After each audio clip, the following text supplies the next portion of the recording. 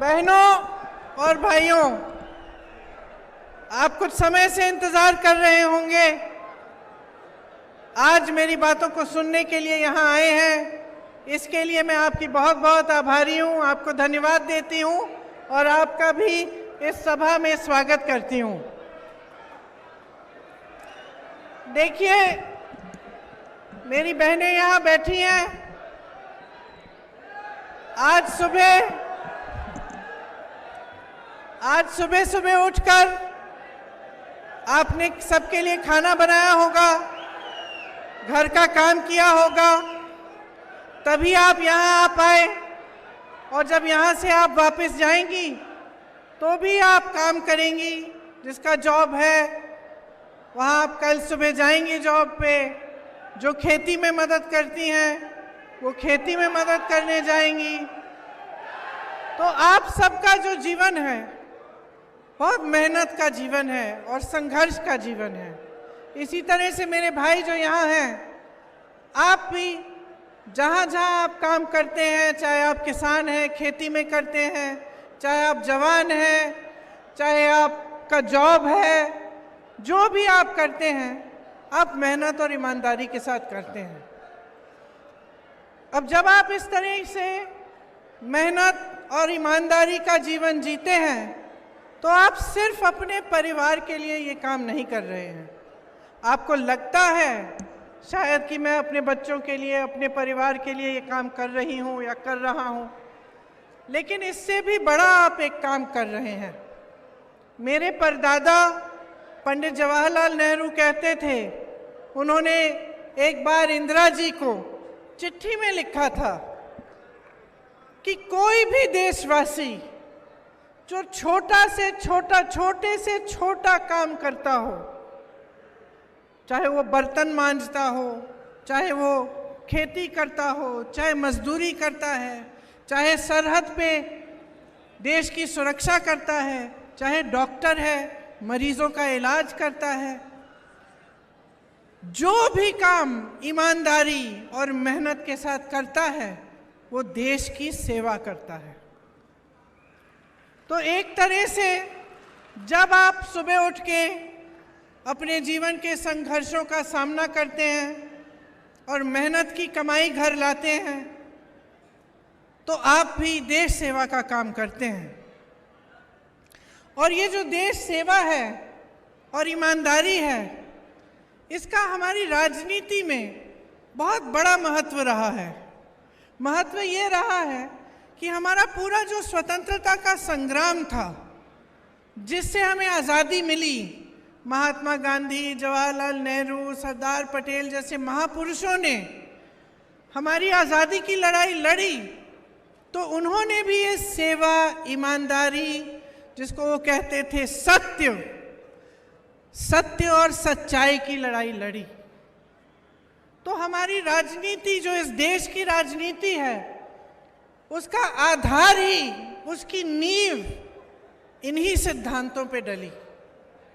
इसका मतलब है कि शायद और देशों से भी ज़्यादा हमारे देश में पब्लिक ने हमेशा ये आशा रखी है कि हमारे नेता साधारण जीवन जिएंगे, कि हमारे नेता हमें लूटेंगे नहीं, हमारे नेता सत्ता में आएंगे तो ईमानदारी से हमारे लिए काम करेंगे। अगर हमारी कोई समस्या हो तो हम अपने नेता के पास जा सकते हैं, अपनी समस्या समझा सकते हैं और वो नेता हमारी समस्या को सुलझाने का पूरा प्रयास करेगा। यही हमारी परंपरा रही है। और हमारे देश में बड़े से बड़े नेता, चाहे प्रधानमंत्री रहे, चाहे महात्मा गांधी जैसे महात्मा रहे, हमेशा पब्लिक के बीच चले, हमेशा आपके सामने उन्होंने सर झुकाया, हमेशा आपके प्रति उनके मन में श्रद्धा रही। तो आज मैं यहाँ आपके सामने खड़ी हूँ। चुनाव का मौसम है। मौसम इसलिए मैं कह रही हूँ क्योंकि नेता बरसते हैं आपके ऊपर इस समय बारिश की तरह। हर पार्टी से नेता आते हैं, कोई कुछ कहता है, कोई कुछ कहता है, और सबकी बात हमें ठीक भी लगती होगी किसी स्तर पे। आप किसी की बात सुनते हैं, आप सोचते हैं हाँ बिल्कुल सही कह रहा है ये, किसी और की सुनते हैं, कहते हैं ये तो ठीक कह रही है। तो आप कैसे चुनेंगे? आपको कैसे समझ में आएगा कि जो आपके सामने खड़ा होकर आपको भाषण दे रहा है उसकी नीयत क्या है, वो किस तरह का नेता है, उसकी पार्टी किस तरह की पार्टी है, आपके लिए क्या कुछ काम करेगी या नहीं? तो मैं इसलिए कह रही हूं कि चुनाव का मौसम है, चुनाव का समय है, तो एक बहुत बड़ा सवाल है आपके सामने कि पिछले 3.5 सालों से कर्नाटक में कैसी परिस्थितियां बनी हैं। आपका कर्नाटका है, जैसे मैंने कहा, आप सब मेहनत करते हैं, सब मेहनत करते हैं और सबकी मेहनत से ही ये कर्नाटका बना है। किसी नेता ने एक दिन नहीं बनाया, यहाँ की जनता ने बनाया। पूरे विश्व में प्रसिद्ध है, दुनिया जानती है आपकी कला, आपकी संस्कृति, आपकी सभ्यता। यहाँ के शिक्षित नौजवान, टेक की कंपनियां, बड़े बड़े आधुनिक जो कंपनियां हैं यहाँ की, ये किसने बनाई? आप ही ने तो बनाई हैं, आपके बच्चों ने, आपके बुजुर्गों ने, और आपने अपनी मेहनत से बनाया। तो आज कर्नाटका में बड़ी अजीब सी परिस्थितियां बन गई हैं। एक सरकार है जो 3.5 सालों से चल रही है, जो बनते समय ही गलत आधार पर बनी। जब ये सरकार बनी तब से चोरी शुरू हुई। क्यों कह रही हूं? क्योंकि सबसे पहले इस सरकार को बनाने के लिए विधायकों की चोरी करनी पड़ी। इस सरकार को बनाने के लिए इन्होंने दूसरी सरकार को तोड़ा, विधायकों को पैसे खिलवाए, उनको अपनी तरफ लाए, और तभी ये सरकार बनी। तो सबसे बड़ा जो सिद्धांत है देश की राजनीति का, वो तो बनते ही इन्होंने तोड़ दिया। और आज ये स्थिति है कि पूरे कर्नाटका में अगर एक पहचान है इस सरकार की, तो यही पहचान है कि ये 40% की सरकार है। और ये जो 40% की सरकार है, ये किसने कहा? किसी नेता ने नहीं कहा था। ये कॉन्ट्रैक्टर्स एसोसिएशन ने एक चिट्ठी लिखी थी प्रधानमंत्री को, कहा था कि हमारे साथी इतने परेशान हैं घूस दे देकर कि 40% हम अपनी कमाई इनको दे रहे हैं, सरकार को, इनको रोकिए, कुछ करिए। प्रधानमंत्री जी ने कुछ नहीं किया। तो ये 40% सरकार तब से चले आ रहा है जब से कॉन्ट्रैक्टर्स ने आत्महत्या की और ये चिट्ठी प्रधानमंत्री को गई। स्कूल मैनेजमेंट एसोसिएशन ने भी चिट्ठी लिखी, उनकी भी सुनवाई नहीं हुई। 8 करोड़ रुपए एक विधायक के बेटे में के घर में मिले। आप सोच सकते हैं 8 करोड़ रुपए कैश एक विधायक के बेटे के घर में मिले, तो आप सोच रहे होंगे कि सरकार ने कोई कार्रवाई की, पकड़ा उस लड़के को कि भाई तुम्हारे पास इतने सारे पैसे कहां से आ गए? नहीं की। उल्टा उसके पिता ने एक परेड निकाली कि मैं विधायक हूं, मेरे बेटे के घर में चाहे आप कुछ भी पकड़ लो, मुझे आप नहीं रोक सकते।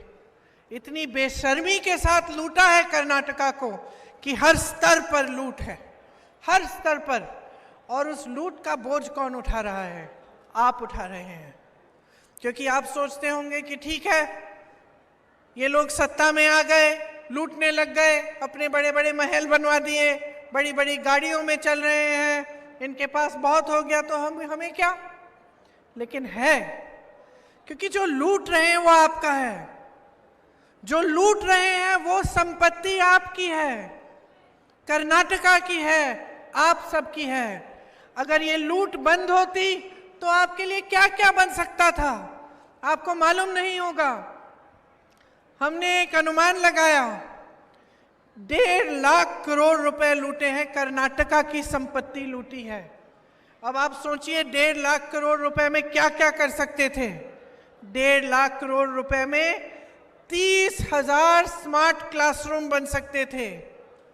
30,000 स्मार्ट क्लासरूम, कम से कम 20 बच्चे एक क्लासरूम में पढ़ते हैं। लाखों बच्चों की शिक्षा लूटी।